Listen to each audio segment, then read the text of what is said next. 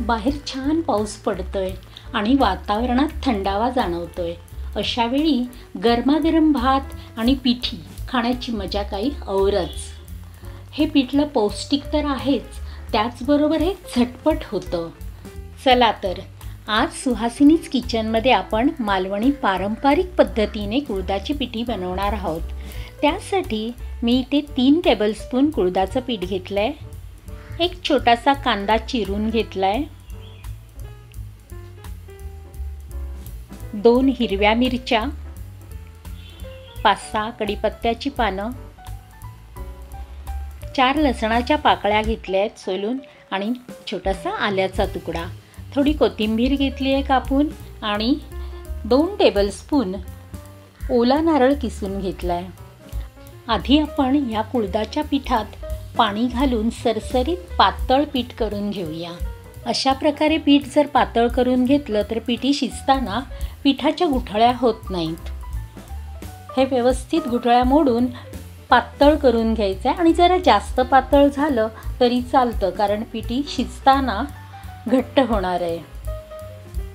पहा, व्यवस्थित पातळ करून घ्यायचं आहे, कारण ही आपण भाताबरोबर खाण्याची पिठी करतो।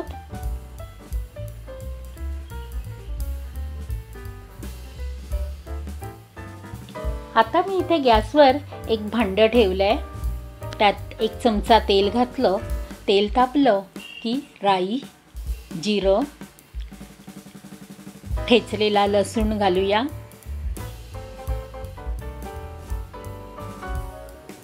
कढीपत्ता, आलं, हिरवी मिरची हे सर्व घालून परतून घेऊया।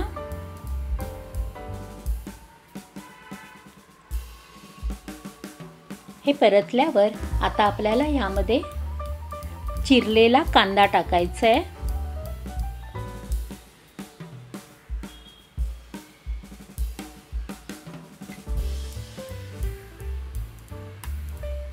कांदा आपल्याला जास्त लाल करायचा नाहीये। आता यामध्ये आपण हे पातळ केलेलं पीठ घालूया। हे पीठ तळापासून चमच्याने व्यवस्थित हलवून घालायचं आहे, कारण पीठ खाली सेटल होतं। आता त्या भांड्यामध्ये परत थोडंसं पाणी घेऊन आपण पीठ घालून घेऊया। ही पिठी आपण भाताबरोबर करतो, त्यामुळे आपण यामध्ये थोडंसं आणखी पाणी घालूया, कारण पिठी जास्त वेळ शिजवायची असते, कच्ची ठेवायची नाही आहे, म्हणून ती घट्ट होते। पहा, पिठी शिजत आली की घट्ट व्हायला लागते। हे कुळथाचं पीठ तयार करण्यासाठी आधी कुळीथ भाजले जातात, भाजून नंतर ते जात्यावर भरडतात आणि त्याची सालं काढतात। मग ते पाखडून जी डाळ येते ती जात्यावर बारीक दळली जाते आणि दळतानाच त्यात मिरी, धने, हळद घातलेली असते, त्यामुळे आपण पिठीमध्ये हळद टाकली नाही आहे, तरी रंग छान आला आहे। आता ही आपली पिठी शिजलेली आहे, तर आपण त्यात ओला नारळ टाकूया आणि चवीसाठी 1 किंवा 2 कोकमं टाकायची। आता आपली पिठी तयार आहे, त्यामध्ये आपण बारीक चिरलेली कोथिंबीर टाकूया आणि गॅस बंद करूया। ही पिठी पौष्टिक असते आणि पातळ पिठी लहान मुलांना आपण सूप म्हणूनही देऊ शकतो। कुळीथ हे शरीराला उष्णता देणारं धान्य असल्यामुळे ही पिठी पावसाळ्यात करायची असते। कोकणामध्ये पावसाळ्यात भात, पिठी, पापड आणि लोणचं किंवा तळलेली मिरची असं जेवण केलं जातं आणि हा पिठी भात अतिशय चविष्ट लागतो।